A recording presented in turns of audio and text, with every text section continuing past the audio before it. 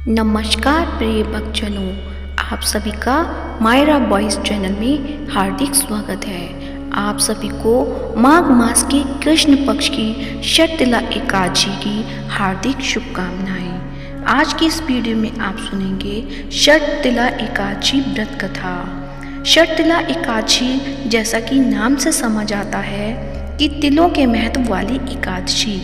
माघ मास की कृष्ण पक्ष की एकादशी को षटतिला एकादशी कहते हैं। इस एकादशी में तिल का बहुत अधिक महत्व है। बिना तिल के यह व्रत अधूरा है।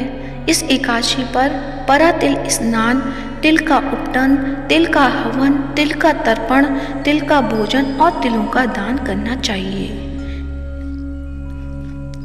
जो भी भक्तजन षटतिला एकादशी का व्रत कर रहे हैं उन्हें षटतिला एकादशी की व्रत कथा पढ़नी या सुननी अवश्य चाहिए, जिससे अनेक प्रकार के पाप मिट जाते हैं। तो आइए सुनते हैं षटतिला एकादशी की व्रत कथा।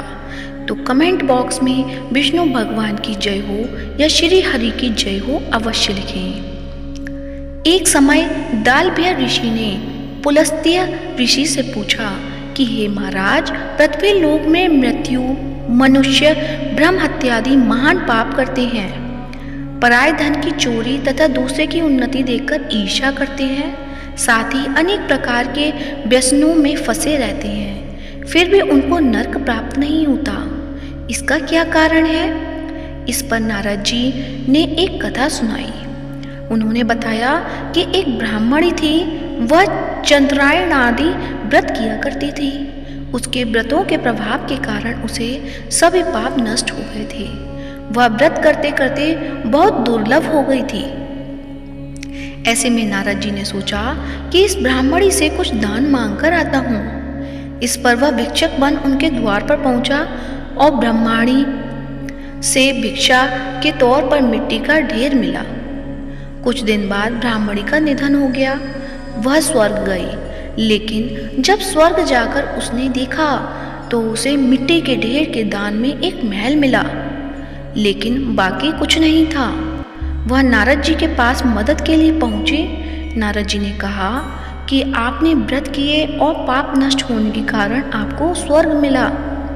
आपने जो दान किया उसका महल मिला, लेकिन और कुछ दान नहीं किया, तो अब क्या मिले?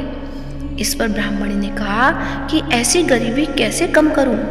इस पर नारद जी ने कहा कि कल तुम्हारे पर देव कन्या आएगी। तुम दरवाजा खोले बिना षटतिला एकादशी का महात्म सुन लेना। जब देव कन्या आई थी, ब्राह्मणी ने वैसा ही किया। देव कन्या बोली कि यह षटतिला एकादशी का व्रत भाग्य को संवारने वाला और गौ हत्या, ब्रह्म हत्या जैसे महापाप का शमन करने वाला है। ऐसा सुनने के बाद ब्राह्मणी ने भी व्रत किया और उसके महल में भी सभी विभूतियां आ गईं। ऐसा कहा जाता है कि इस व्रत को करने वाले और इस दिन तिल का दान करने वाले को स्वर्ग मिलता है। तो ये थी षटतिला एकादशी की व्रत कथा। व्रत कथा कैसी लगी कमेंट बॉक्स में अवश्य बताएं। साथ ही मायरा बॉयज़ चैनल को सब्सक्राइब करें। धन्यवाद। आप सभी का षटतिला एकादशी का व्रत सफल और शुभ हो।